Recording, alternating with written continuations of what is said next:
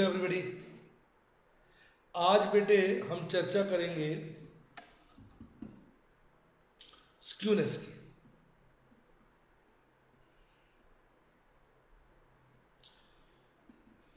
Skewness जो बात करता है वो बात करता है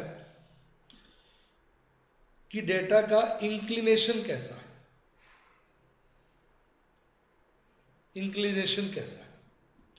स्क्यूनेस हम कहते हैं भाई तीन तरह की होती है। एक नेगेटिवली स्क्यूड, एक सिमेट्रिक मतलब normally skewed,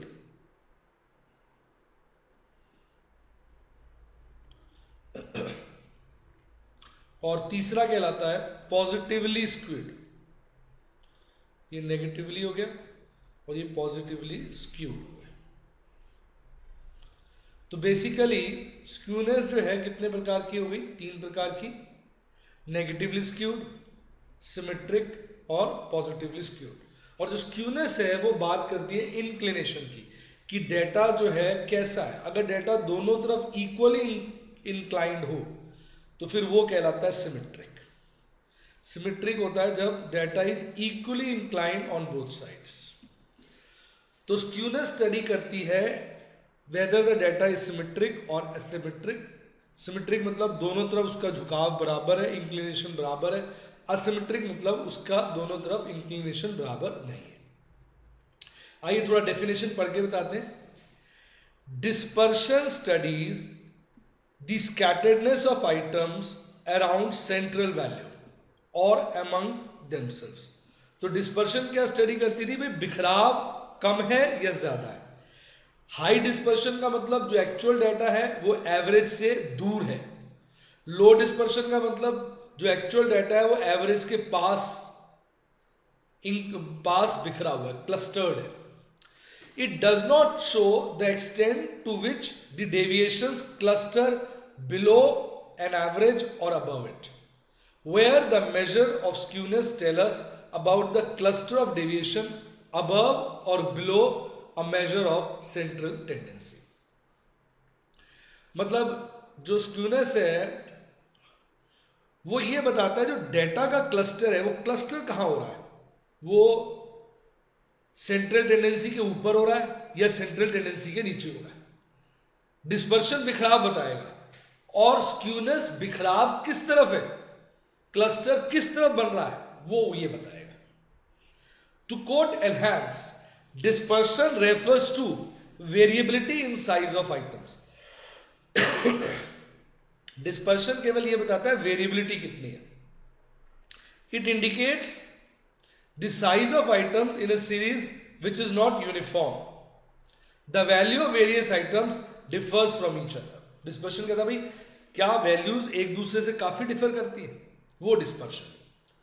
When there is a substantial variation, dispersion is considerable. On the other hand, when variation is little, dispersion is insignificant. In simple words, we can define dispersion as lack of uniformity either in the size or quality of item of group of series। तो dispersion जो है वो केवल बिखराव बताता है और जो स्क्यूनेस है वो बताता है डेविएशंस बिलो है या अबव है। देखिए ये है जीरो स्क्यूनेस। जीरो स्क्यूनेस के केस में मीन, मीडियन और मोड तीनों इक्वल होते हैं। जैसे अगर हम डाटा लें ऐसा, जैसे यहां ले लेते हैं क्लास, यहां ले लेते हैं frequency, 0 to 10, 10 to 20, 20 to 30, 30 to 40, 40 to 50। अगर आप इसका स्क्यूनेस मान लीजिए डाटा की जो फ्रीक्वेंसी वो ऐसी है 8, 12, 20, 12, 8, तो ये हो गया आपका जीरो स्क्यूनेस। अब आप बेटा देखो, ध्यान से देखो, देखो राजे देखो ना, ध्यान से देखो कि जो डाटा है उसका बिखराव दोनों तरफ बराबर है। बिना कैलकुलेशन मैं बता सकता हूं कि इसका मीन, मीडियन और मोड तीनों 25 होंगे। आप भले चेक करके देख लेना, ये चीज 25 है। और डेटा का जो इंक्लिनेशन है, जो क्लस्टरिंग है, वो दोनों तरफ इक्वल है। अबव एवरेज और बिलो एवरेज दोनों तरफ इक्वल है। इसको इसलिए जीरो स्क्यूनेस कहते हैं। फिर होता है पॉजिटिव स्क्यूनेस। पॉजिटिव स्क्यूनेस के लिए अगर मैं बनाऊं डेटा सिर्फ नॉलेज के बेसिस पर, 0 से 10, 10 से 20, 20 से 30, 30 से 40, 40 से 50, 2, 25, 15,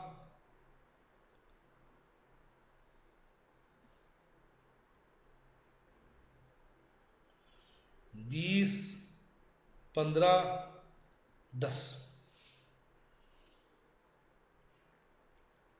और 50 से 60, 5 की जगह 8 ले लो, 8 टोटल करोगे 0,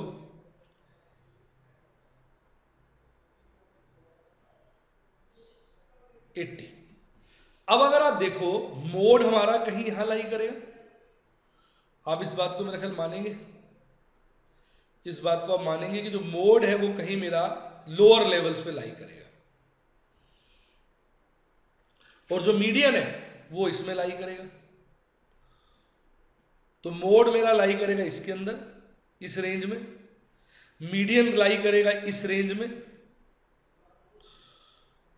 और रेंज लिख दिया मैंने मीडियन, और जो मेरा एवरेज है, एवरेज यानी एवरेज बोल दिया यानी अरिथमेटिक मीन, वो इन दोनों में से किसी एक में लाई करेगा।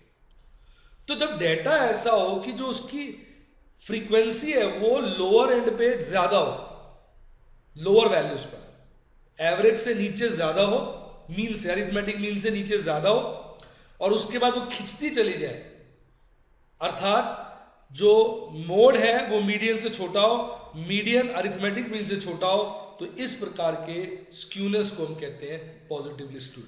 पॉजिटिवली स्क्यूड मतलब डेटा का खिंचाव जो है, जो इंक्लिनेशन है, जो खिंचाव है, वो पॉजिटिव साइड पे खिंचता चला जा रहा है, डेटा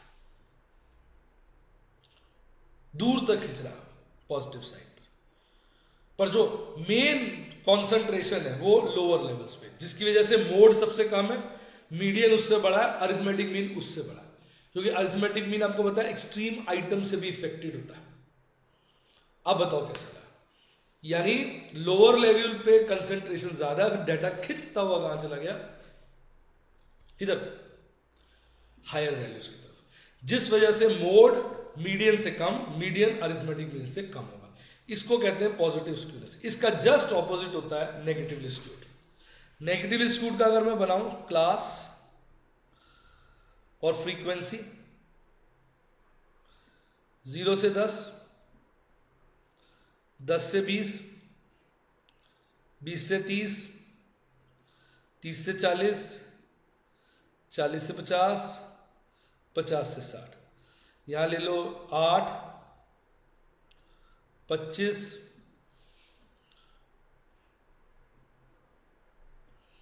2 ले लो 3, 25, 20, 15, 10, 7। देख रहे हैं? अब अगर हम देखें जो मोड है वो इस रेंज में आएगा, 40 to 50 के बीच में मोड। जो मीडियन है वो इस रेंज में आएगा, मीडियन इस रेंज में आएगा, कैलकुलेट करके भी देख सकते हैं। और जो आपका अरिथमेटिक मीन है, जो आपका अरिथमेटिक मीन है वो इन दोनों में से किसी एक में आएगा, जिसकी वजह से अरिथमेटिक मीन सबसे छोटा होगा, मीडियन उससे बड़ा होगा और मोड सबसे बड़ा होगा। तो यहां जो कॉन्सेंट्रेशन है वो हायर वैल्यूज पे है, तभी मोड हायर आ रहा है। मोड क्या होता है, जो चीज सबसे ज्यादा हैपन हो, पर खिंचाव जो डेटा खिंच लोअर वैल्यूज तक भी गया, जिसकी वजह से अरिथमेटिक मीन डाउन हो गया, मोड बहुत हाई हो गया। तो नेगेटिवली स्क्यूड में डेटा का जो खिंचाव है वो नेगेटिव साइड, लोअर वैल्यूज की तरफ चला जाता है, जिससे अरिथमेटिक मीन डाउन हो जाता है। पर जो मेन कॉन्सेंट्रेशन है डेटा की वो अपर वैल्यूज पे है, जिसकी वजह से मोड हाईएस्ट होता है। तो बेटे मैंने तो पूरी अपनी कोशिश से आपको सब चीजें समझाने की कोशिश की है और उम्मीद करता हूं आपको समझ आया होगा। तो डिस्पर्शन हमें बताएगा कि डेटा बिखरा हुआ है कि नहीं, और स्क्यूनेस बताएगा कि बिखराव किस तरफ जाता है, कंसंट्रेशन किस तरफ जाता है, इंक्लिनेशन किस तरफ जाता है। एक बार फिर देखते हैं स्क्यूनेस और डिस्पर्शन का झुकाव, डिफरेंस। स्क्यूनेस और डिस्पर्शन का डिफरेंस। पहला, dispersion refers to lack of uniformity in the size और quality of the items of a group और series. On the other hand, skewness refers to lack of symmetry. Dispersion कहता है भाई, अब देखो जैसे ये डिस्पर्शन इसमें भी है, जो फर्स्ट वाला है इसमें भी डिस्पर्शन है, बिखराव है, दोनों तरफ है, इक्वली है, तो स्क्यूनेस जीरो है। तो डिस्पर्शन बिखराव स्टडी करता है और स्क्यूनेस उस बिखराव की सिमेट्री स्टडी करता है। Measure of dispersion points out as to how far an average is representative of the mass.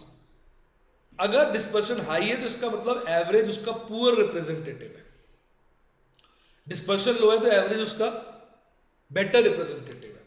But skewness does not point the representative characteristics of the mass. Skewness ये नहीं बताएगा कि मास, देखो मैं बताता हूं, अब देखो मैं आपको डिफरेंस बताता हूं। जैसे ये डेटा है, ध्यान से देखो, ये डेटा है, इसका डिस्पर्शन लो है इस डेटा के मुकाबले। देखो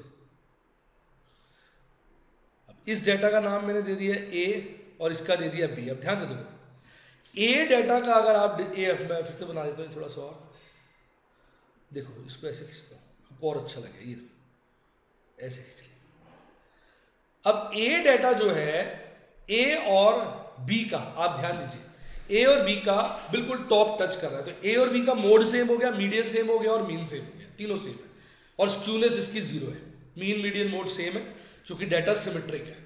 लेकिन बी का डिस्पर्शन ए से ज्यादा है, बी में डेटा बिखरा हुआ है, ए में कम बिखरा हुआ है। तो नोट करो, ए और बी का स्क्यूनेस जीरो है। स्क्यूनेस ये नहीं बता रहा कि मीन बेटर रिप्रेजेंटेटिव है कि नहीं, पर बी का डिस्पर्शन ज्यादा है, ए का डिस्पर्शन कम है, तो ए के केस में एवरेज जो है वो बेटर रिप्रेजेंटेटिव ऑफ डेटा है, और बी के केस में average poorer representative of data है। ऑल्दो दोनों के केस में स्क्यूनेस क्या है, सेम।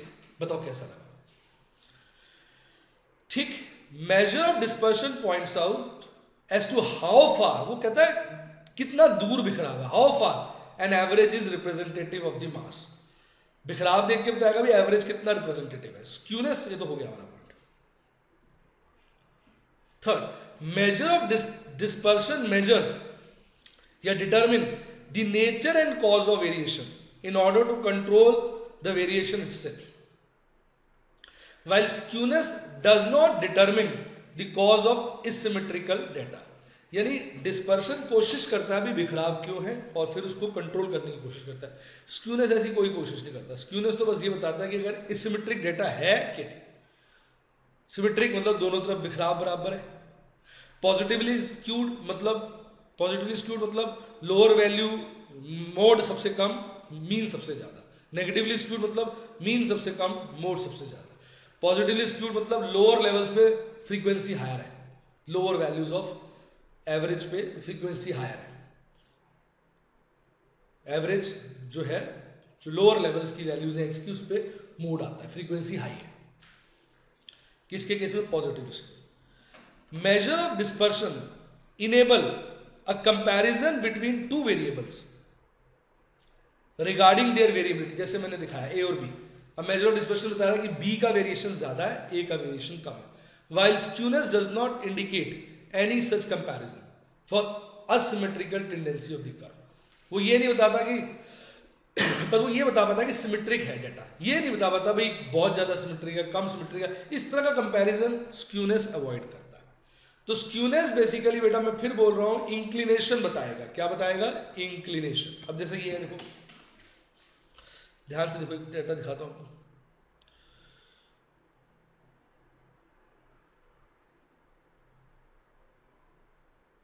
ये हो गया।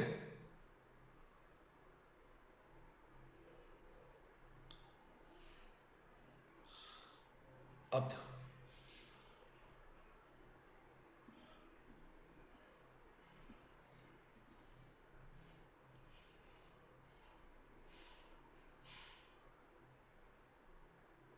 अब इस केस में ए और बी को देखो, डिस्पर्शन के हिसाब से आप कह सकते हो,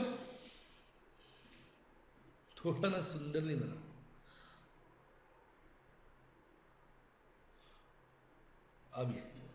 अब डिस्पर्शन के हिसाब से कह सकते हो कि बी का बिखराव ए के मुकाबले ज्यादा है। ओहो, थोड़ा टच करना था ऊपर से, बेटा समझाना सबसे मुश्किल होता है।